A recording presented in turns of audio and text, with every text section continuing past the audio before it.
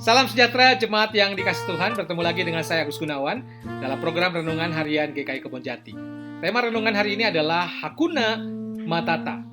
Apakah saudara pernah mendengar atau pernah tahu istilah Hakuna Matata? Bagi kita yang pernah menyaksikan film buatan Disney berjudul The Lion King tahun 94, pasti pernah mendengar kata-kata ini, Hakuna Matata. Hakuna Matata adalah sebuah nasihat dari dua sahabat singa muda bernama Simba, yaitu Timon dan Pumbaa.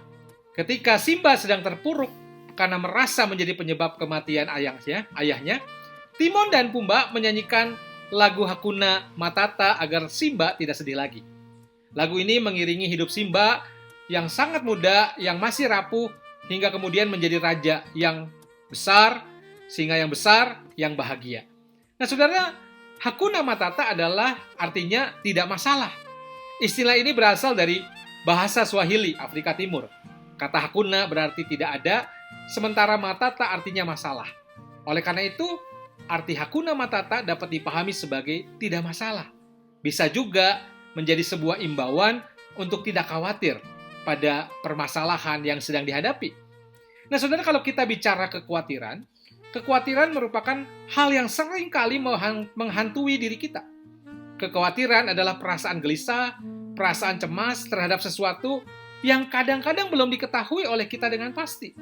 Terkadang kita berpikir, besok makan apa, besok akan minum apa, besok akan pakai apa. Kita tidak tahu apa yang akan terjadi dengan hari esok. Dan hal ini membuat kita khawatir akan semuanya. Nah, ketika kita dihadapi dengan permasalahan, pastinya kekhawatiran akan terus menghantui kita. Mau tidur tidak bisa, mau makan tidak enak, mau beraktivitas tidak bisa. Begitulah kalau kita diselimuti dengan berbagai hal kekhawatiran. Tetapi tahukah saudara bahwa ada cara yang paling ampuh melawan kekhawatiran? Rasul Paulus kepada jemaat Filipi dalam Filipi 4 ayat 6-9 mengatakan, "Janganlah hendaknya kamu khawatir tentang apapun juga, tetapi nyatakanlah dalam segala hal keinginanmu kepada Allah dalam doa dan permohonan dengan ucapan syukur." Nah, saudara, Rasul Paulus mengingatkan jemaat Filipi bahwa jangan khawatir tentang apapun juga. Tapi kalau kita khawatir, maka nyatakanlah kekhawatiran kita itu dalam doa, dalam permohonan, tetapi sambil tetap bersyukur. Dan disitulah di ayat ke-7 dikatakan damai sejahtera Allah yang melampaui segala akal akan memelihara hati dan pikiranmu dalam Kristus Yesus. Nah, saudara, berbagai kesulitan seperti yang dialami gereja di Filipi wajar membuat jemaat kurang bersukacita.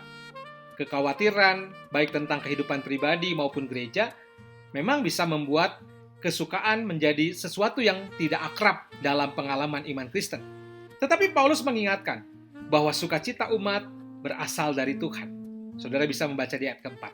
Sebaliknya, daripada membiarkan kondisi sukar mempengaruhi sikap iman, Paulus kemudian meminta agar jemaat di Filipi secara aktif menyatakan kebaikan hati mereka di ayat kelima. Status dalam Tuhan, enkurios, yang menjadi sumber iman Kristen, memiliki sukacita dan damai sejahtera itu tidak boleh dihayati oleh orang Kristen secara pasif.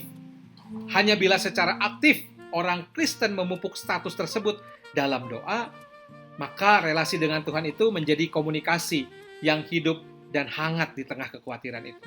Dan dalam kondisi demikian, kekhawatiran tidak beroleh tempat, sebab damai sejahtera dan sukacita Allah sendiri penuh dalam hati orang-orang percaya, seperti yang dinyatakan di ayat ke-4 sampai ke-7.